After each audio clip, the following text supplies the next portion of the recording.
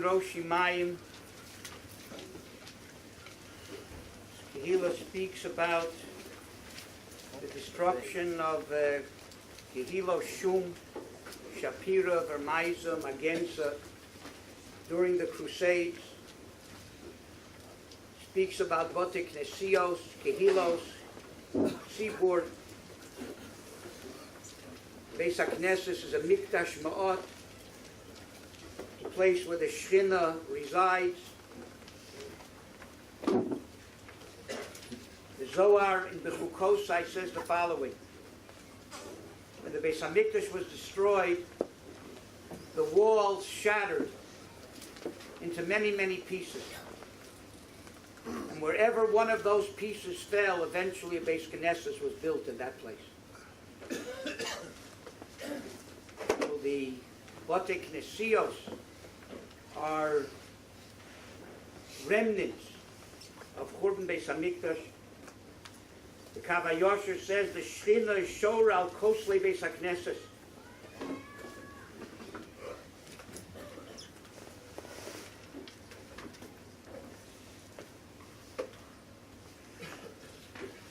Give you an idea of how Kodesh, how important the Beis HaKnesses is, how much it has to be treated with the respect of the Shechinah.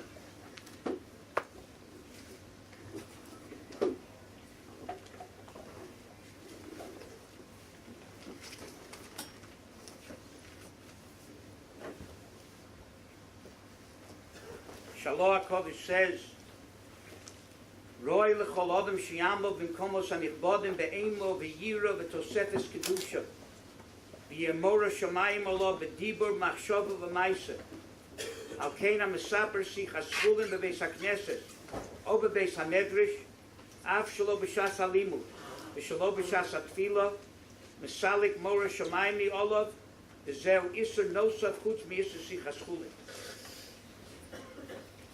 That's the covet that the Balaturim says, Osa Kadosh Baruch Hu, Lehi Osa Torah Barosh Kol Tzadik V'Tzadik, Uva Osa Torah Shema Atrim Es HaKadosh Baruch Hu B'Tfilasam. The Rebbeinu is going to be a crown for the Tzaddikim. Where's that crown going to come from? From the Tfilos that Klal Yisrael daven.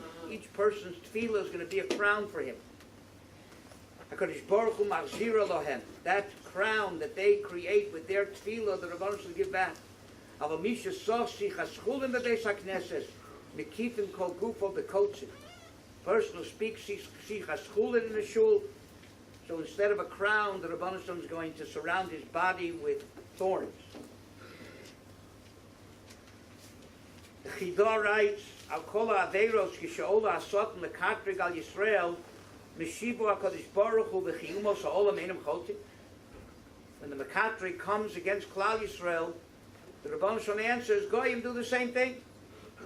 Aval k'shasot Makatri gal Am Yisrael al shemedabra beis haknesses ki biyochol shari tshuva ninolu. When the Makatri says that they don't treat their shul properly, and they speak Divrei chulin in shul, ki kol ha'umos nizorim b'zeh b'yoshev veis filosim be'ema v'yira. Goyim know how to respect their church. They don't go in and talk. They sit quietly, respectfully, with reverence. So therefore, Klal Yisrael don't have any defense when it comes to the aveira of treating a Makom Kodesh with the improper respect. The Zohar says, Misha Medaber B'Beis HaKnesses Oilo Shemara Peru, shows that he's separated from the Rebbeinu Shalom. Oilo shegoreo hamuna, oilo she'ein lo chelek belokei Yisrael, ki b'zeh shemedaber mara she'ein lo chelek elokach has v'sholem, v'lo mefached mimenu yisborach v'osa b'zoyim b'tikunim ha'elyonim. So that is one aspect of the Komos HaKdoshim, the Beis HaKnesses itself. Tosus Yontif, the son of the Shach, said that the Gzeirus of Tach V'Tat came predominantly because people were Mavaza Batei Knesios They spoke Sichas Chulin. They spoke during davening. And they composed the Mishaberach to be said every Shabbos for people who do not talk in shul, don't talk during davening. The shul is a place of tefillah b'tzibur. Tzibur is tzaddik, beinoni, v'rosha. Even the Rosha, when he's connected with the Vav, to the rest of the tzibur also has a place in Klal Yisrael. And the tzibur is comprised of kahal, adas Yisrael. The kahal means a strength of numbers, a congregation. People congregate together. And the Eidah is where people are not necessarily in the same place, but they have the same ideals, the same Eidus, the same Ya'ad, the same destination. And then there's Yisrael, where everybody has his portion, his special place in that tzibur, what he can contribute. And that's why when it came to the Mishkan, there were 3 trumos. One was for the Adonim, the foundations. Everybody was equal in that. That's the aspect of the tzibur, of everybody having the same foundation. And then there was Karbonos Tzibur. Everybody was equal in that too, a Chatzi Machzah Shekel. That's the idea of unity, strength in numbers, the Tzibur, Karbonos Tzibur. And then there was the Truma of the Mishkan itself. Everybody gave more or less different materials according to who they were, what they could afford, and what they had. 2 aspects of the tzibur, everybody is equal. And one aspect is everybody contributes their unique portion. Hillel said, Al tifrosh v'nat tzibur. And then he said 4 other things that are excuses that people use why they don't want to be a part of a tzibur. First, he said, Al tamin ba'atzmecha ad yom moscha. People think that they don't need a tzibur. Tzibur for weak people who need a support system. But I don't need a support system. And that Hillel said, Al tamin ba'atzmecha ad yom moscha. Another reason people don't like to be a part of a tzibur because they're done the tzibur l'kaf chova. This one's no good, that one's no good. Why would I want to be part of a tzibur where people are terrible people? And that Hillel said, Al todin is chadercha shetagil l'koma. Don't judge people from afar, be part of the tzibur. And then you get to see them close up. Maybe you'll see they're not as bad as you thought. And if they are, then maybe you shouldn't have anything to do with that tzibur. Another reason is, I've tried to be part of the tzibur. I've given them great advice and they never accept it. So why would I want to be part of a tzibur of such idiots who don't accept good advice? On that Hillel said, Al tomar al dover she'ef shar l'shmoa she'sofo l'shama. Don't say on something that can't be heard that in the end they'll see I'm right. Maybe they're not right. Maybe that's why they don't accept your advice, your suggestions, because you're talking not right. And lastly, people say, if I get involved in the tzibur, it takes up too much time. I need time to learn. I need time to spend with my family, time to do mitzvahs, which is true. But Rav Moshe Feinstein says, just as much as a person has to give meiser from his property, he has to give meiser from his time also. So, Al tomar l'chsha'efne eshne. Don't say, when I have the free time, because I won't be involved in the tzibur, I'll learn. Shem alo sipana. Do you think the Rebbeinu Shalom is going to give you the ability to use time you're stealing from the tzibur to benefit from? He'll find other things to be mavatir with. That's also Korach didn't understand what it means to be part of a tzibur. Lokach es atzmo letzadechot. The names of Korach represent also people who don't want to be part of a tzibur. Korach is kereach, ball. People who don't think they have anything to contribute to the tzibur. Yitzhar are people who think that they're like oil. They're above everybody else. So they didn't want to contribute to the tzibur because why should I have anything to do with these lowly peasants? Kahas means something that's acidic. Kahas are people who are negative people. All they can do is criticize. They can tell you exactly what's wrong, but they can't ever be part of anything positive. That's kahas. And Levi is people who like to escort other people and get a free ride. Everybody else should do the work and I'll benefit from it. I'd like to be a Levi, a Bislav, an escort. But I don't want to put in the work myself. So don't be a Korach, and don't be a Yitzhar, and don't be a Kahas, and don't be a Levi. Part of the Tzibur of Klal Yisrael, that's where the Rabbanu Shalom is found. That's why before we daven the Tzibur, the Arizal says a person should makabel on himself, Yohavta Re'acha Kamocha. Because if you don't love every Jew, how in the world can you daven the Tzibur? How can you take advantage of a Tzibur? They bring down the Pasuk, Ma Betza. Betza is Boker, Tzoharayim, and Erev. The three tefillos. But Ma Betza ki narug esachinu. You're killing your brother. If you're not Mekayim, you'll have to Re'acha Kamocha, then Ma Betza, what use is there in davening with Tzibur? And the Sforno says that the Torah can only be fulfilled in a functioning society. The Torah wasn't meant for individuals. The Torah was meant for a tzibur, and a tzibur can only exist when there's a functioning society. The Ksad Kabbalah says, B'kitzur, what is v'yohak l'reacha kamocha? How you makayim that mitzvah? And he says 9 things that you need to makayim that mitzvah. First, sheyeh be'emes v'lo b'ziyu. If you love somebody honestly and not falsely. Secondly, you treat him with respect. Thirdly, you inquire about his welfare. You're concerned about his welfare. Fourthly, you mishtatef b'tzarim. That when they have a tsar or a simcha, you are mishtatef with them. You kablo b'sefer ponim yafos. You greet them with a good countenance, with a good face. Yodum l'katzchus. You give them the benefit of the doubt. Yenadi begufo davar muad. You're willing to offer help with your body. A small thing, not big things. Small things. Yenadi b'mona davar muad. You're willing to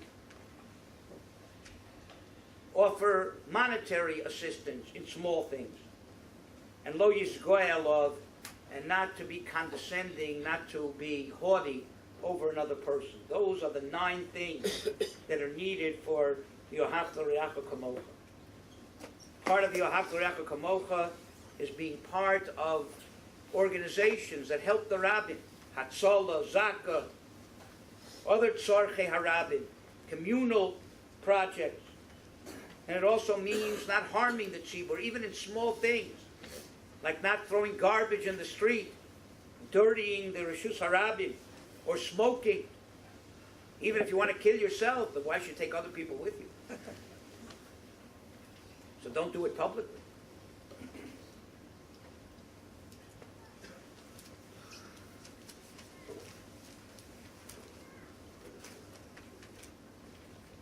Meissen that I saw when the Belzer Rebbe came to Eretz Yisroel, so they spent a Shabbos in Tel Aviv. So people knew that he was very makpid on kashrus. So they brought a special shochet from Yerushalayim to Tel Aviv to shech for him for the meat that they would have. And the Belzer Rebbe said, "I'm sorry, but I can't use this shochet." I said, "Why? Is something you know about it that we don't know? He's supposed to be with the best shochet in Yerushalayim."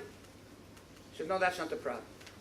We're now in Tel Aviv, in somebody else's kehillah, and they're shochtim here. When you go to somebody's kehillah, you respect the people in that kehillah. I want to use a shochet from Tel Aviv, not a shochet from Yerushalayim.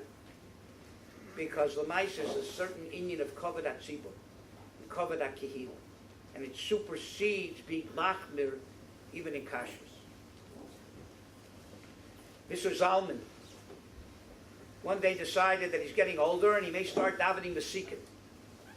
So he's going to accept that chumrah. It's only a chumrah. He's going to daven the Sikkim. So he got his houseboy and reminded him, tomorrow we're getting up to daven the Sikkim. The Maisa, time came to get up for the Sikkim, and Rabbi Suzanne didn't get up. The boy didn't know what to do. He knew he wanted to get up for the Sikkim. He wasn't going to wake up Rabbi Suzanne. The Maisa, Rabbi Suzanne got up later, after the time of the Sikkim. The boy said, "I'm sorry, I didn't wake." He said, No, I changed my mind. I decided I'm not davening the Sikkim. He said, "I daven with a minyan every day, and I greet them, I give them shalom or whatever, and they're happy that I daven with them. That I think it's more important to give chizuk to the minyan that I davened in than to daven vasikin. Vasikin, between me and the Rabban Shalom, the Rabban Shalom understand. But the kavod tzibur of the shul that I daven in and the chizuk that I give them by being there is more important than davening vasikin.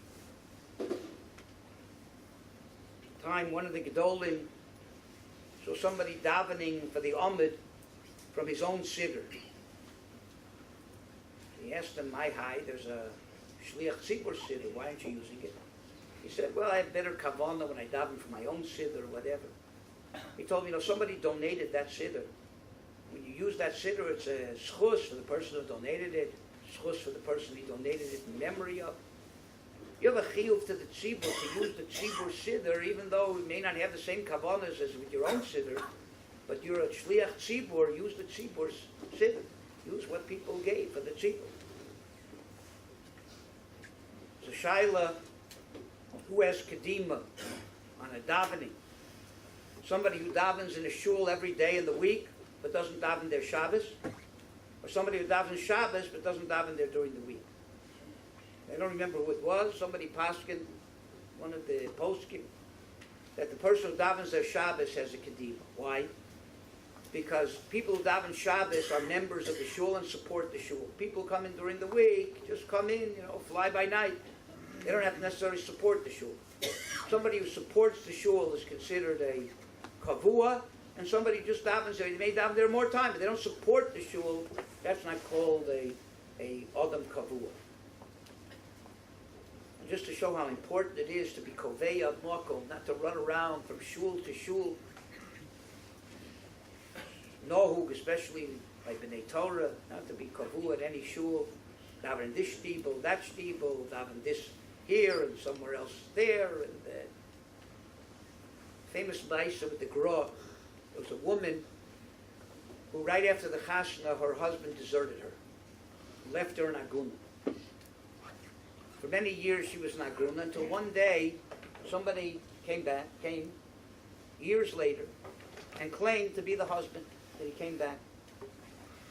The woman had misgivings, she didn't remember exactly what her husband, he left her like right after the chasna. But there's something, she wasn't sure.